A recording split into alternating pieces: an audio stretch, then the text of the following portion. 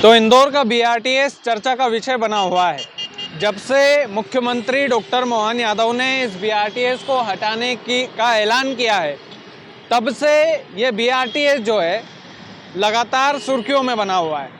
आज के वीडियो में हम इस बीआरटीएस की पूरी डिटेल समझेंगे कि इस बीआरटीएस को हटाने में जनता का फ़ायदा है कि नहीं है, या फिर सरकार का कोई फ़ायदा है।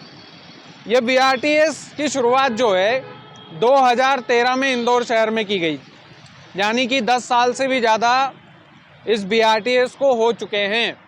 लगभग 350 करोड़ रुपए की लागत से ये बीआरटीएस बना था और इसकी जो लंबाई है वो 11.5 किलोमीटर यानी कि 11.5 किलोमीटर तक की इसकी लंबाई है। आम जनता की अगर बात करें तो ये बीआरटीएस जो है इसके कई सारे फ़ायदे थे और कई सारे नुकसान थे। और सामने से आप देख सकते हैं, नज़दीक आएगी आई बस।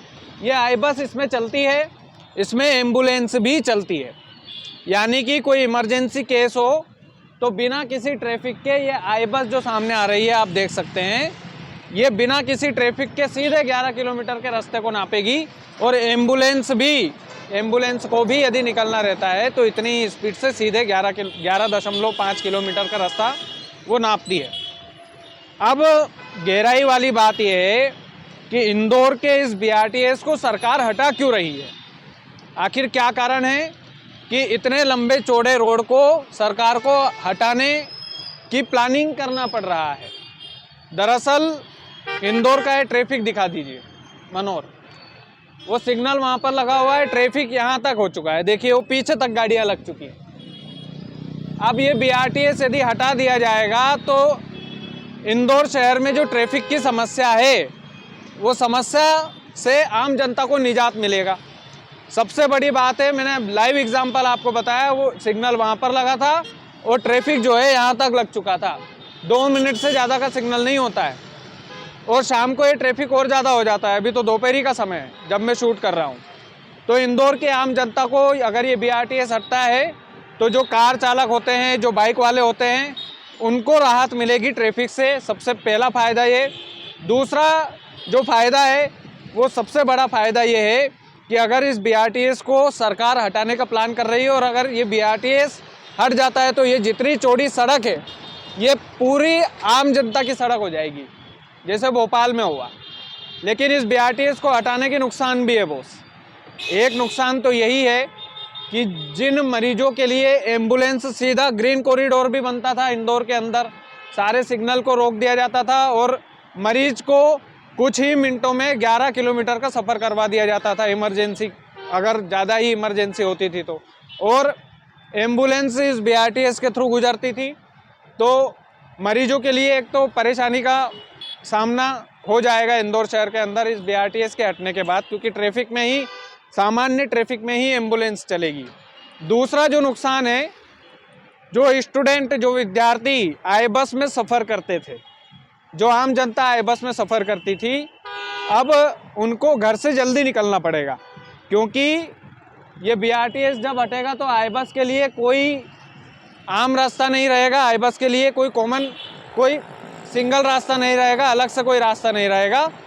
आम ट्रैफिक में ही आई बस चलेगी, तो जाहिर सी बात है आई बस भी देरी से सफ़र करेगी, यानी कि जितनी जल्दी आई बस आपको विजयनगर टू भंवरकुआ, भंवरकुआ टू विजयनगर या देवास नाका निरंजनपुर आखिरी स्टॉप है इसका, तो वहाँ तक छोड़ती थी, तो वो जो है वो सिलसिला अब थम जाएगा पूरी तरह से, वो सिलसिला अब ख़त्म हो जाएगा। तीसरा जो नुकसान हुआ है वो आम जनता का ही हुआ है।